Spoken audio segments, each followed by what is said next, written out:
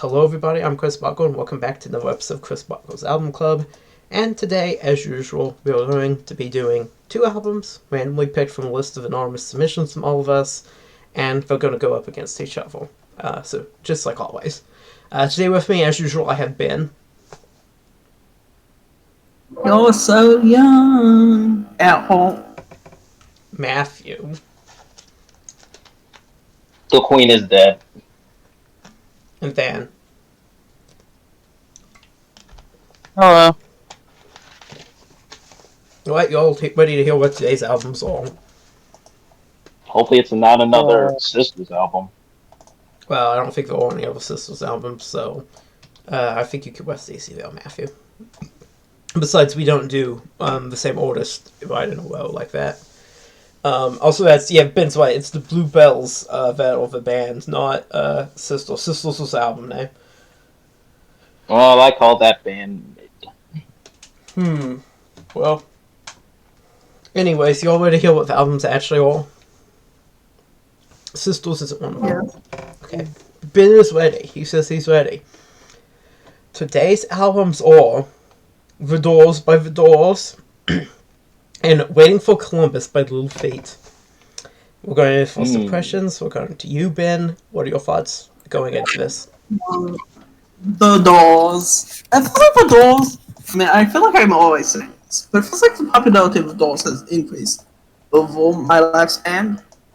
They used to be. I feel like we're still really big and legendary in the way that Hendrix was still is. I mean, Jim Morrison's very famous member of 27 The Club. It felt like the Doors were pretty legendary, but it feels like they've really decreased, not increased, in popularity over this my span of lives. You know what I mean. My lifetime. That being said, I have heard this album before. There's some really good songs on it, which we will get into later. But I mean, most famously being "Back on Through to the Other Side" and "By My File," the infamous song from the infamous Ed Sullivan episode. So I don't know. It's a good album.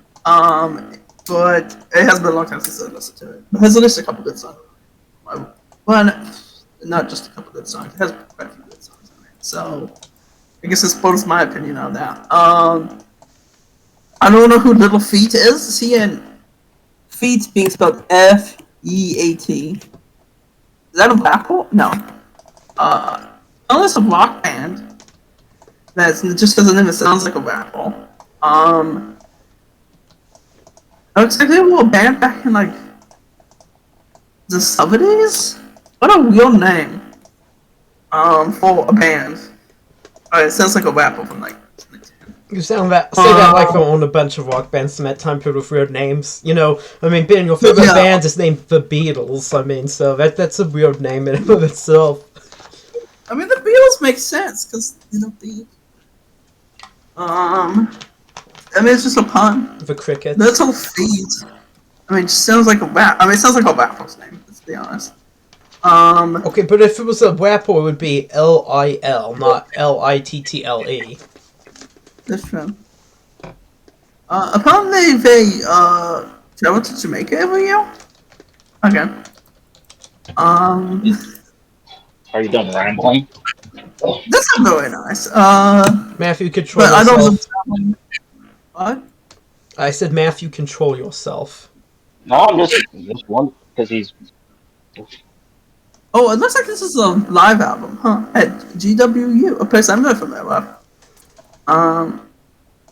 It seems like it has such amazing songs as Sexy Chicken. Okay, I have no clue how to push this album. But I don't. It does seem to have quite a bit of a lore. Like, this band does seem to have a lot of lore. So maybe it's good. Maybe it's like an underrated band. Maybe it has like a devoted and Grateful Dead like following. I don't know. The whole if they take the fans to Jamaica every year is pretty funny. I don't know. We'll see. Alright, Matthew, we're going to you.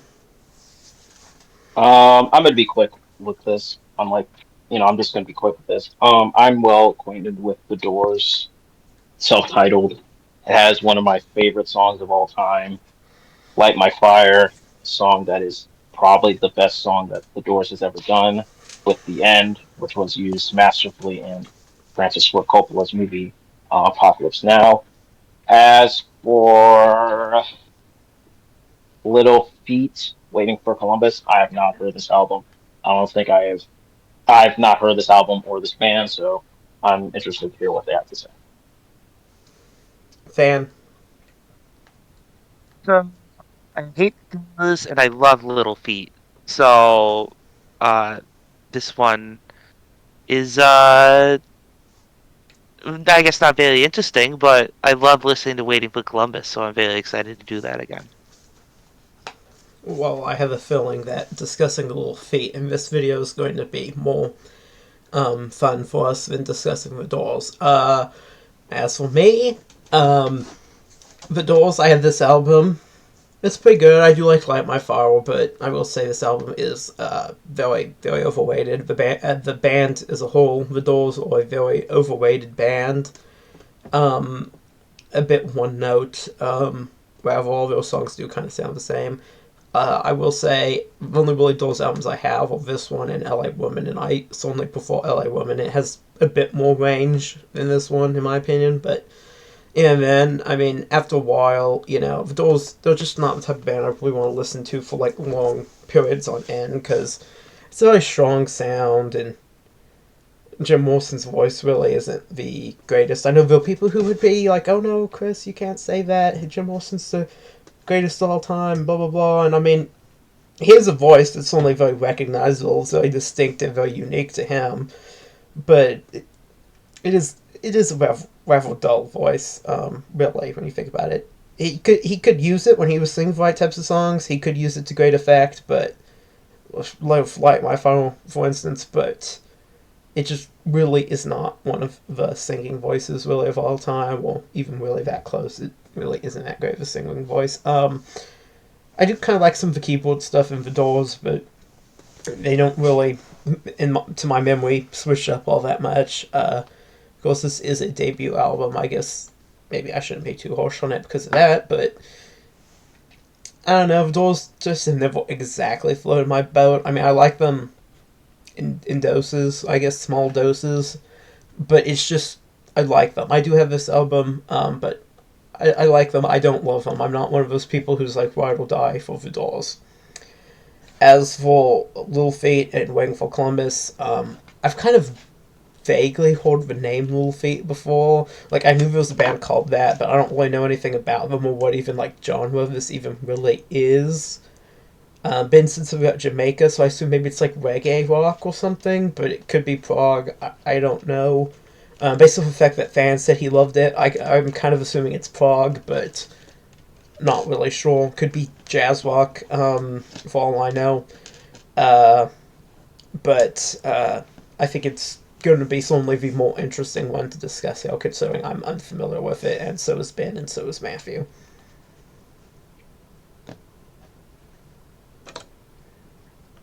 Alright, well that's about it for our initial impressions. We're going to go listen to these albums now, and we will be right back to discuss them. Alright, we are back, and we have listened to the albums, and we're now back to give our thoughts on them. The first album was The Doors by The Doors, because I don't know who else would have been behind The Doors. So we're going to start with you, Ben. What are your thoughts on The Doors? I think this album is quite entertaining, but somewhat overrated. As I said in the opening section. The two songs that I highlighted earlier, They Come Through and On My File, are definitely the standout tracks. Though a lot of other songs on here sound very good. Especially good is the organ playing by Ray Manzarek. I don't know if I pronounced his last name right. That is really the standout sound on this that makes this album much better than it would be, I think, because part of the reason why it was such a critical sensation. And for most rock critics at the time, of the Christ Scale, it was a big sensation. At that time. Obviously, Jim Morris's vocals are quite good. And I think the guitar playing, especially on Southern songs sounds really good from Robbie Krieger. That's again not 100% sure if that's the right pronunciation of his last name. That being said, while it all sounds good, and songs like 20th Century Fox, and we're playing on the end, like the long epic at the end, that does not go, it's not the same thing as the Beatles end. Do sound quite good. Sometimes the whole doesn't always feel like this more than some of its. Sometimes the whole does not seem like more than the sum of its parts. Maybe I should say it has good guitar playing, good organ playing, etc. But altogether it was rather weak. Now, before we get into this, I do want to comment on the song Alabama Song, which on first listen does sound kind of creepy because this is "Show Me the Way to the Next Little Goal," which out of Jim Morris's voice sounds kind of like.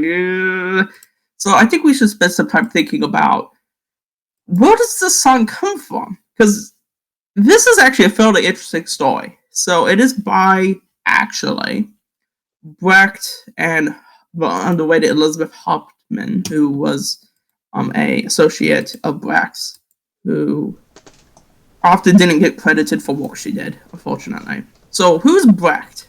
So Brecht and Hauptmann, the authors of this song, were playwrights. The music's by Cole Weil, who's Brecht's other more often credited associate.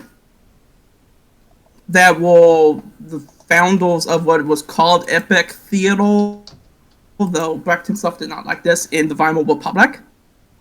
Which was a form of theater that, instead of trying to, suspend disbelief, the purpose of epic theater was not to be realistic. It wasn't realism in the sense of realistically portraying real life. It was musical theater. So the limits of that were always strong, and we, I think, all know the limits of over-realism in some musical, especially musical films. But Brecht uses exaggeratedness and a kind of spectacle to illustrate reality. Instead of having a suspension of disbelief, the spectacle is aimed to show the way the world is, or make you think. Maybe more, not show the way the world is, which is what realism at that time would do. But to cause you to think about the way this points towards the world as it is. So the most famous song by Brecht is Mac the Knife, from Three Penny Opera. But this song, Alabama Song, comes from the play / opera Little Mahogany, or The Wiser Fall of City of Mahogany. The protagonist of the song, who is asking for the little girl, which, I'm pretty sure is an adult woman, is actually a prostitute. In the original version of this song, it says, "Bring me the next pretty boy, or else I'll die." Not, "Oh, I have to, have..." it sounds like, "Oh, I have to have sex with all these little girls," whatever that means, because I'm just so horny that otherwise I'll die. That sounds pretty bad. Especially out of context, which maybe it was a mistake to cover the song. But in the context of the song, "I'll die" means I'll starve to death, because this is a song about prostitutes. Alright. Oddly enough, it's a parody of Martin Luther's sermons in some way, but I don't speak German, so I don't understand how that works. But the point of the song is about prostitutes, the desperation of prostitutes. Not the desperate need for somebody to bang the groupies. So I do at least think that should be kept in mind, that this is a literary song by an important poet and playwright. Before... maybe we could say it's still a mistake, and I would be interested to hear what other people think. For Jim Morrison to have covered this, for him to change the word to little girl, even though he is using that just as a substitute for pretty boy, and I hope he doesn't mean mine also. But also the choice of this song, that's content is about prostitution. Of course, male prostitutes do exist. in the context of this album. I'd be interested to hear what other people think. Altogether, I think this is a pretty strong album, but overrated, and in some ways a fairly smart album, though.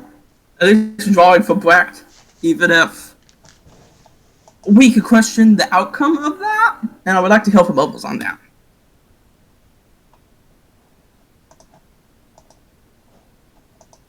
Okay, Matthew, it's your turn. I thought this album was fine.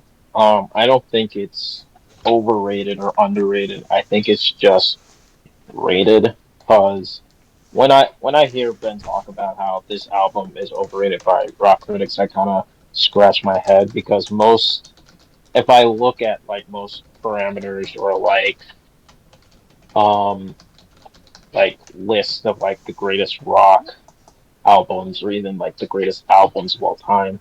Like I looked at around, I think it was Rolling Stone. Like initially when they did it, they did their 500 greatest not rock albums, just albums in general, like 500 greatest. It initially in 2003 and 2012, it was around 42, and then when they redid it, it's around like 86. So it's not like, oh, that's like um bigger than like I don't know, like something the Beatles made or Pink Floyd or Led Zeppelin. So I just think this album is just rated.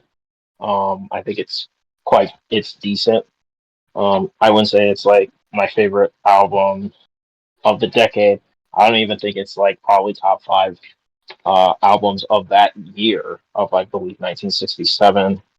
But the main two tracks that are like the standouts are Light My Fire and The End, which was used, the latter was used in the movie Apocalypse Now, which was used very prominently. I think the guitar work is like the work around the album, the instrumentation is really good. Jim Morrison, although I don't think is like the best singer of all time, I think he's just fine. But in general, I thought this album was fine.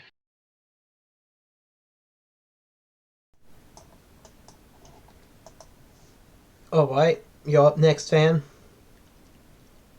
Alright, I very much was not a fan of this album. I have not really been a Doors fan for my whole life, and this didn't really change anything. I think there were a couple things that impressed me because Break On Through is probably the best song. A couple of those early songs before Light My Fire were better than I expected, but still not great. Uh, this album just doesn't really feel like a great psychedelic album. It just, I mean, there's no real good experimentation. There's no real good kind of noise moments. It's not really, it's hardly even psychedelic music, and it's very fake. If you want some really good stuff, go listen to the Eyes of the Beacon Street Union. Go listen to, Hendrix was doing some cool stuff. The Beatles were doing some cool stuff. Go listen to Live Dead, the Grateful Dead album. Go listen to H.P. Lovecraft too, one of my favorite studio albums ever, probably in my top 10. There's a lot of cool stuff surrounding this that really, really makes this just seem really lame, as far as I'm concerned.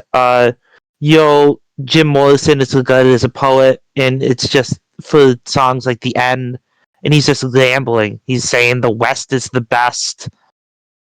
Like, oh, father, I want to kill you. Mother, I want to, come and take a chance with us. Come and take. He's just rambling for like 7 minutes, and it's just kind of boring. I think a lot of that song's credit should be given to Francis Ford Coppola because he really got the best out of it in Apocalypse Now, using it expertly. Um, it's just this. I mean, there's nothing about this album that really is impressive as far as I'm concerned. It's thin sounding.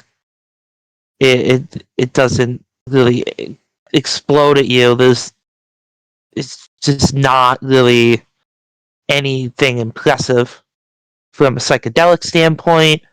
From really a lot of it's just kind of blueses or kind of noodling. From a songwriting standpoint, from a lyrical standpoint, I don't think anything really impressed me. Especially not considering how Jim Morrison is regarded as a poet and amazing and all that. None of that impressed me to the level he is, to the pedestal he is put upon. I thought this album's pretty much dud.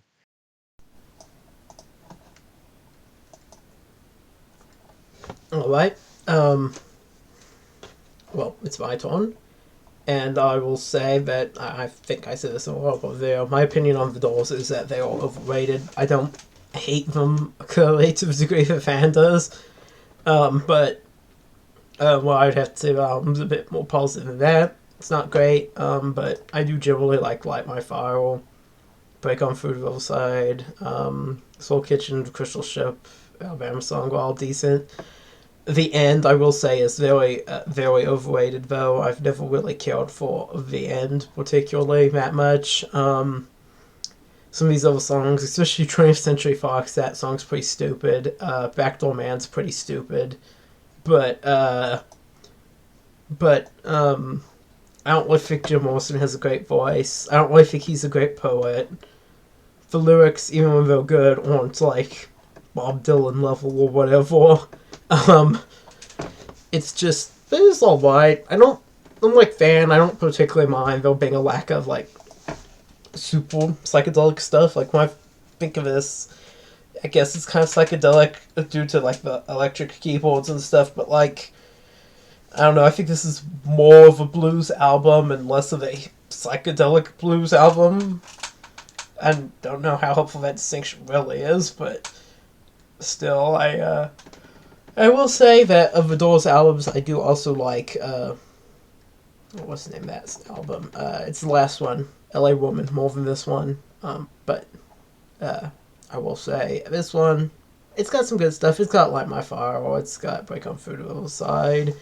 You know, both of those songs may be overrated, and the album as a whole is overrated, and the band as a whole is overrated, but it's still decent. It's just like, it needs to be looked at for, you know, maybe a bit more objectively and not just hyped up because the lead single happened to die, which is, it's, I don't know, maybe like a 7 out of 10.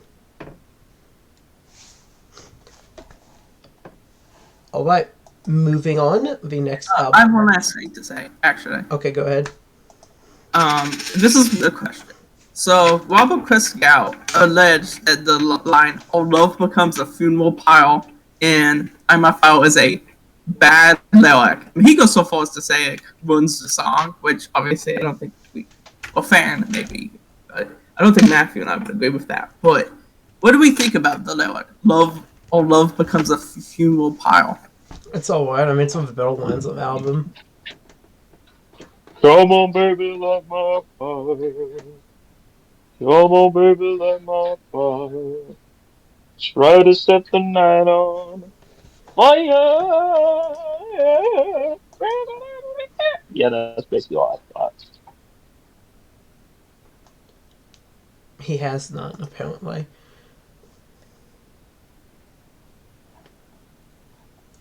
Alright, moving on. The next album was Waiting for Columbus by Little Feat.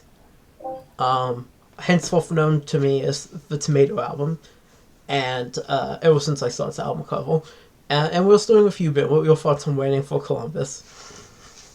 So, Waiting for Columbus, I also liked quite a bit. It's a very long live album, so its quality, unsurprisingly, does vary decently.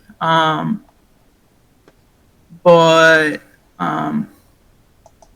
I particularly liked songs.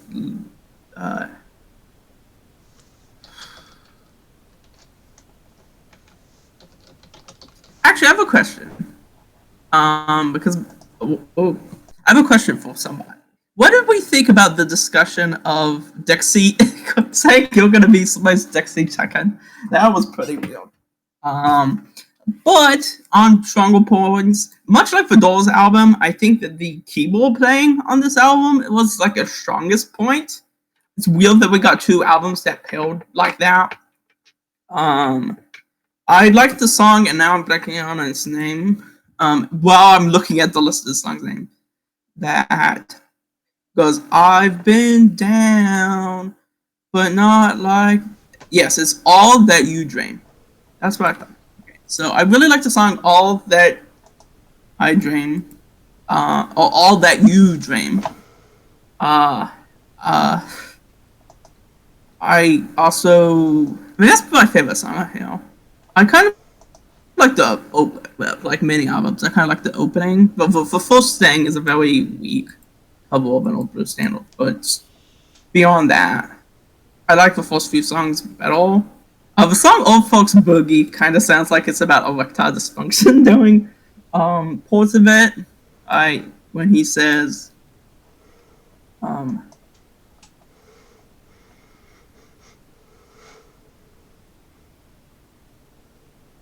well, I don't remember what was it at here.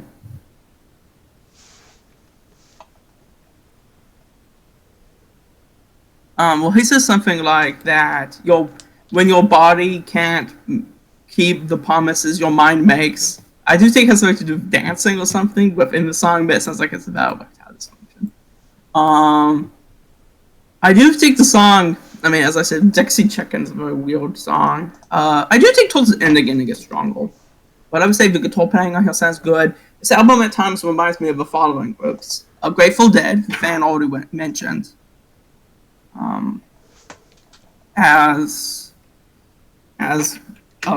I think a stronger band than both of the bands we've covered here today. In terms of remind me of them, it kind of remind me of the Doors, as I already said. But it also reminded me of Supertramp, right? Especially the organ playing on Goodbye Stranger, or keyboard, or whatever it was. And then occasionally on the more kind of yacht rocky sounding songs, it reminded me of Michael McDonald or Steely Dan sometimes. I get that these are all not really the same thing, but this album feels like it's just sort of at a union. But I'd be interested in hearing other people's thoughts on this album. All right, Matthew.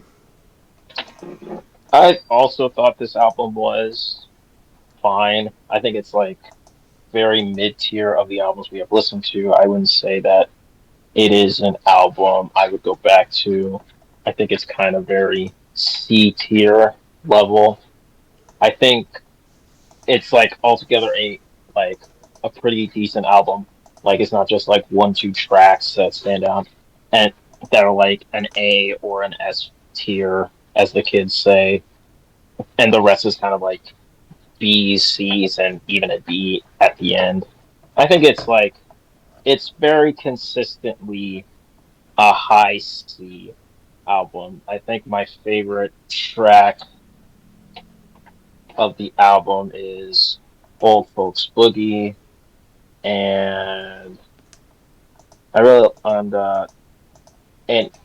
Don't Bogard that joint. Triple Face Boogie, Dixie Chicken is fascinating, and Spanish Moon. But like overall, I thought it was a fine album, and I would rank it over the other live album we listened to, which is Strangers in the Night, which was just a forgettable album. I know you've been looking forward to this. Fan Shorthorn. So this is a great album. I think this is a really, really great live album from the 70s. Probably this is high tier stuff. I mean, Little Feat as a band is this so tight that they're able to play so loosely.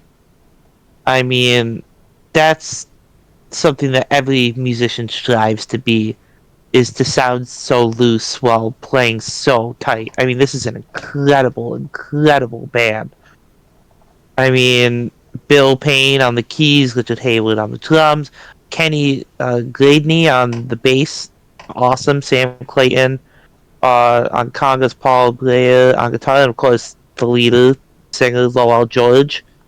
Of course, they have the Tower of Power, the horn section. One thing I really like about this album is sometimes whenever people are live, they have a live band and they bring horns onto it, they kind of just use them in every song. It kind of just becomes an extension of the whole show. Whereas these guys do it very strategically, using it in Spanish Moon, Dixie Chicken right there in between the keyboard solo, the piano solo, and the second verse. Very strategic placement of the horns. I think that's incredible. Uh, Fat Man in the Bathtub, incredible, incredible opener. Fun metaphor. Look that one up, kids. Atlanta, fantastic song. Spanish Moon, Time Was a Hero, one of my favorite songs. Dixie Chicken, Triple Face Boogie. That combo is so undeniable during these shows. Of course, Willin', the big hit. Actually, fun fact, this is the second time we've had Willin' on this show as a song. It was on the Linda Ronstadt album. She covered that. So kind of fun to have this song featured twice. I think the Linda Ronstadt version is probably better than the original studio version, but it's nowhere near as good as it is on Waiting for Columbus. One criticism I have is I think side 4 could have had a couple different songs. So this is obviously not every song they played. In the tour, they played Skin It Back and On Your Way Down on this tour, which I think are far, far superior songs to Apolitical Blues and Sailing Shoes, which I just realized rhyme. That's irrelevant, but kind of fun. I think those two songs are kind of slow. They're towards the end. I think getting a Skin It Back and an On Your Way Down in those two spots, or somewhere else on the album, I think those two are two of the best songs they have. And they were played on this too. It's kind of a little bit of a shame that they aren't featured on the album, but still can't knock too many points off. But it does get a bit of a deduction knowing that there were better choices, at least in my opinion, better choices that could have been used on the album. But this is high tier live album. It's kind of an album that is not as regarded as I think it should be. I think this is an underrated album. It kind of gets overshadowed due to the fact that Little Feat were a great live band, but didn't necessarily have all the years to build up, because at this point they were known as a really great live band, but Lowell George died, as opposed to sort of like the Doors, where that kind of helped buff up their reputation in some ways. It kind of took away from their reputation in the sense that they didn't have enough time to truly keep going and build up that amazing catalog that a band like the Grateful Dead would or something. But this is an amazing snapshot of a band at the peak, at the absolute peak. So if you like, I mean, like, this is boogie music is the best way to describe it. This is a great record to check out. Alright, well, as for me and how I feel about the album, I mean, it is very similar to the Grateful Dead, but it's not as good as the Grateful Dead, so it leaves kind of, it leaves it sort of as like, it's like the next best thing or two, and,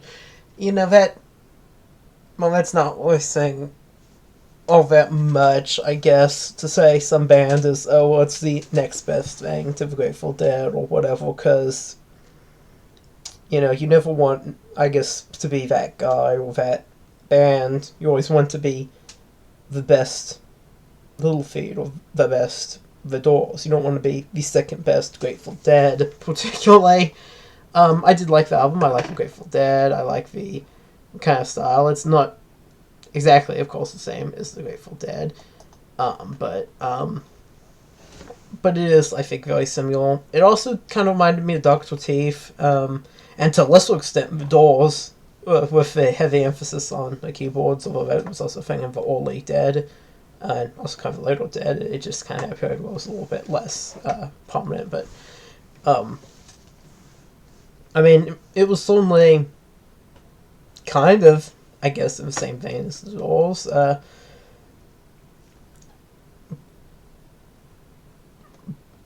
I will say I do think the album, some of the songs, well, I wouldn't say there's any song who's like songwriting or chorus or anything blew me away. They're all pretty well delivered, but there's nothing that really made me say wow or It's just like, yeah, this kind of sounds like it sounds decent, yeah, pretty good, but it wasn't anything that went like, in my brain, which feels like maybe if you're doing this type of music, maybe you should have something a little mind-blowing, if you know what I mean. But still, I don't know, I just don't really have that much to say about this, especially not that Matthew didn't already say. It was decent, but it wasn't like anything really super amazing to me. It just kind of was. And in that way, I think I'll say that I found it kind of similar to The Doors in terms of quality. I think I may have a slight preference, but obviously Little Feat isn't overrated like The Doors are. But that's more about society's reaction to The Doors and Jim Morrison's death than it says anything about Little Feat. So, I kind of view these two albums on kind of equal footing, so it'll be interesting to see, I guess, which one I vote for. So now that's a good segue, but before we go on to which album we like better, I do believe there was one last thing Ben wanted to say. Ben? I have a few more other ideas. So number one, I will agree with Fan. I have to admit that Fat Man in the Bathtub slaps. It is boogie music. The part, especially the part where it goes, my Juanita, sweet Juanita, and the keyboard and that part, that's really good. That really goes hard. I wish that was the actual. Because the whole thing that this album reminded me of, especially the song I like the best, which was All That You Dream, reminds me of the song I'm Your Captain, Closer to Home by Grand Funk Railroad, which is a song I think we're all familiar with. It does remind me a lot of that, for whatever reason. I think it has to do with the way the chords are structured during the chorus of the second half of Grand Funk Railroad song, but I'm not really an expert on that, so Fan can correct me on that. But the way it seems to decline reminds me of that. And finally, I don't really like the album cover. Like, as Critical mentioned, the tomato, it doesn't really affect the quality of the album too much, but I don't really like it. It is kind of too big. Kind of reminds me of Attack of the Killer Tomatoes. But, I don't think it matters that much. But I do want to know that I'm not really a big fan of that album cover. It's a little creepy, if I'm being honest. See, I actually kind of like the album cover. I thought it was like batshit, but in a good way. I mean, I can see it. It's definitely batshit, maybe in a good way. But I don't really like it. Santiago said that we should talk about the album covers more, and maybe he was right. Certainly with this one, it's kind of the elephant in the room. I mean, just imagine going on a record store and seeing that in the 70s, like, what? I also don't know what's with the weird, like, Orientalist lettering that they chose, but I figured I'd note that too, since we're talking about the album cover. I'm not sure if that's Orientalist lettering. Let me look. Yeah, I guess it does kind of look like stereotypical Chinese characters, but not really. Yeah, I mean, it's more angular. Yeah, I don't know if it matters or not, though. Alright, moving on. We're now going to say which album we liked better. We're going to, as usual, start with you, Ben. Which one of these albums did you like better? Come back to me. Big Moon. Matthew. Waiting for Columbus. Wait. Alright. We're going on to Fan. I know what he's going to say. Well, considering the fact that I'm the only one that has strong opinions on both of these albums, I think it's pretty obvious I'm picking Waiting for Columbus. Alright. We're going to cycle back to you, Ben. I'm gonna go with Waiting for Columbus. I mean, that was what I was leaning towards, but I've kind of gone back and forth. They're pretty similar records, but I think there's more variance on Waiting for Columbus, and that's gonna give it a slight edge. Alright, well, as for me, as I said earlier, I view both these albums kind of on equal terms. I think they're kind of on the similar grounds. I think they're kind of a similar quality when you don't factor in their reputations and you actually just focus on the music itself.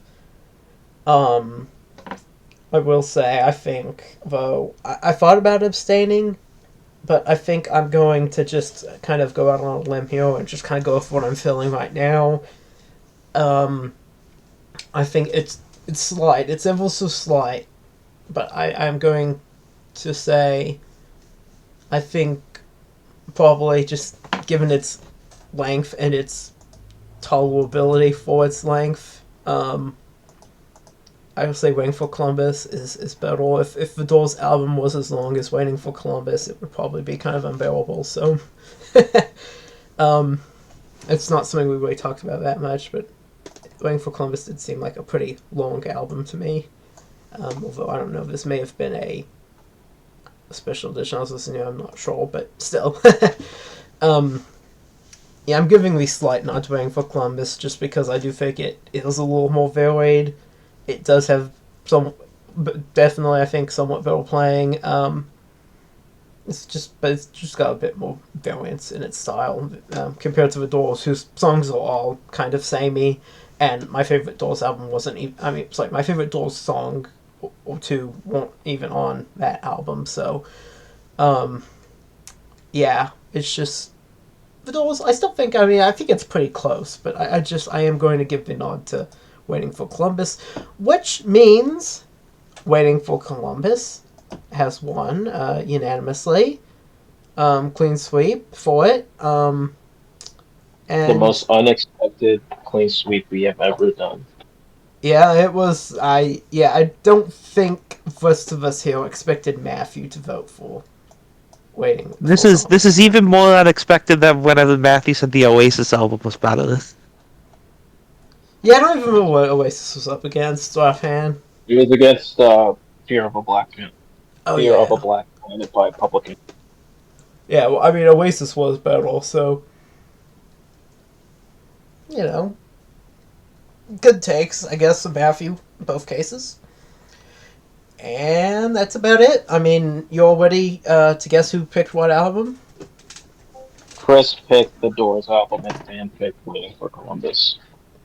I'm agree with Matthew's protection. You agree with Matthew's prediction? Yes. Alright,